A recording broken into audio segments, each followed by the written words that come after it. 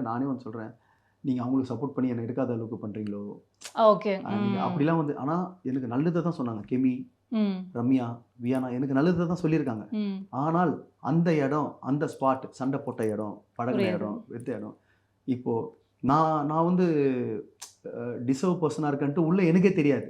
ம். நான் ஒரு கண்டஸ்டன்ட் தானே. புரியுது. ம். நான் தான் ஒஸ்தின்லாம் அங்கலாம் தெரியாது.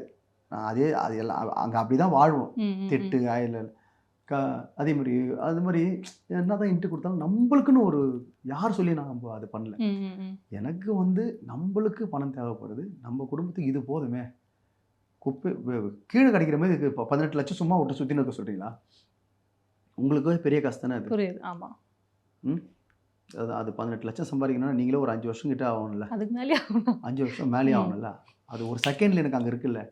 ஆனா வெளிய எனக்கு நடந்தது தெரியாது. ம். நான் இவ்வளோ நாள் இந்த வீட்ல இருந்திருக்கோம். இந்த காசும் வரும், அந்த காசும் வரும். தற்சமயத்துக்கு நம்ம குடும்பத்துக்கு சந்தோஷமா இருக்கிறதுக்கு இது போதும்டா. அது போதுமேங்க. புரியுது. பார்த்தா வெளிய இப்படி இருக்குதுங்க. இது போதுங்க. ஐயோ! இது போதுமேங்கன்னு ஆயிடுச்சு. சம்பாதிக்கலாம். அந்த மக்கள் ஆதரவு குடுக்குறாங்க. ஒரு படம் வருது. பாட்டு சினிமால நெறைய பாட்டு ம். வாய்ப்புகள் கிடைக்கும்.